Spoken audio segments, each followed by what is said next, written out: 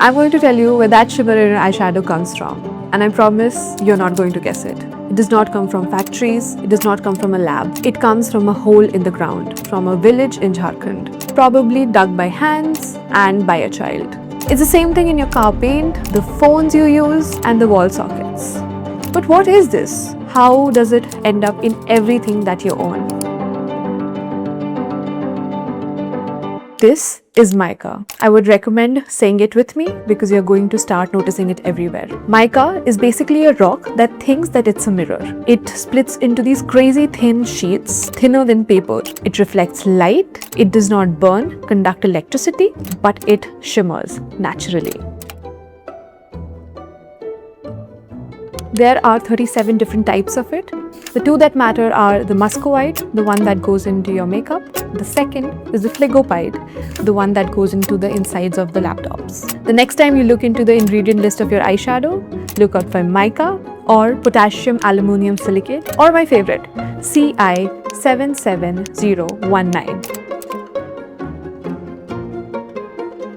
So other than mica being in your makeup, it's also in your car paint, in your phones, capacitors and the insulators. It's also in the EV batteries. It keeps them from catching fire. It's in cement, it's in roofing, and surprisingly, it's also in your toothpaste. Yes, that is the reason that it shimmers a little. Globally, 45% of mica goes into electronics, 40% into car stuff, 35% into cosmetics. The mica market in itself is $655 million, which by mining standards is not a huge deal. But the things that mica goes into, like cars, phones, cosmetics, that market in itself is hundreds of millions of dollars. 60% of world mica comes from just one country, and that is India.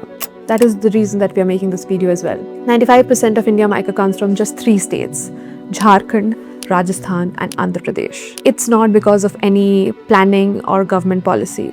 It's geology. Hundreds and millions of years of geology. Eastern India sits on some of the oldest rocks on the planet, and tucked inside is this insanely rich belt of mica. The British figured this out in the 1800s and called this the mica belt, and went absolutely nuts over it. By the time that we got independence in 1947, we had 700 mica mines and 20,000 people working in it. When you hear the word mine, you are probably picturing big machines, conveyor belts and hard hats. But this is not how mica mining in Jharkhand works. Mica veins in these regions run thin. They are irregular. Mining these hard rocks make big machinery mining pretty pointless. So what do we do instead? There are people, small bodies in shafts that are a meter wide, pits dug with hand tools and no machinery. But where does it really get strange? The mica here is mostly illegal. In 1980, the government of India passed the Forest Conservation Act, which basically meant that you can't mine in protected forest land. And most of Jharkhand land is protected forest. What that means is that big legal mines shut down.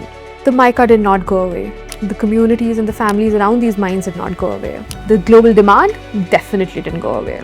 So what happens now is that these communities go to these abandoned sites to dig into these dump piles or dig new small pits, but illegally. These are just families with no other income. They're doing what their parents, grandparents did for a livelihood. They just do it now illegally with zero safety standards, zero labor protection and zero oversight. A 2023 study commissioned by the US Department of Labor figured out that 80% of kids working in these regions who have done any kind of mica work in the past year met the international definition of child labor. Kids as young as 4 and 5 are collecting mica off the ground. Older kids are sorting flakes by hand. A mica picker in Bihar earns 10 rupees per kilo. In Jharkhand, 8 rupees per kilo. A family working together makes around 3,800 to 5,600 rupees a month. A living income in this region, as in the money needed to eat, live and send kids to school, is approximately 15,000 rupees. The living income gap here is whatever they are making right now needs to be 5 times. So here's the messy part. The cosmetic grade mica the processed, refined, ready to go in your lipstick version, powdered mica goes into the international market and gets sold for $1,000 to $3,000 a ton. What these mica pickers are getting is 9 rupees per kilo. Goes to be $109 per ton. That's what it's worth when it leaves the mining regions.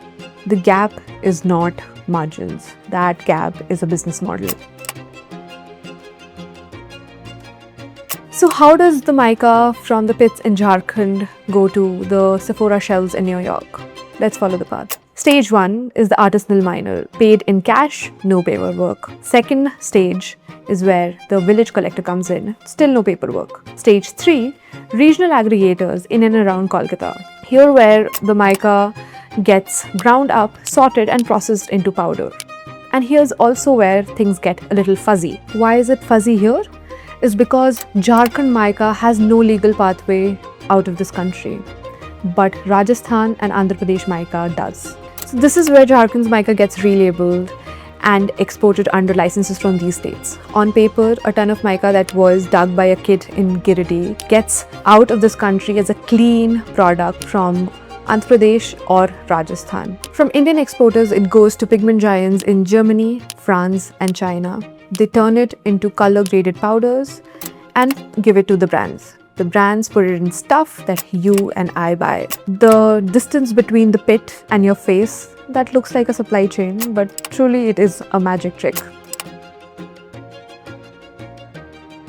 Obviously, the big brands know about the mica process. That is why they created the Responsible Mica Initiative in 2017. They set a deadline of 2022 to end child labor in mica mining.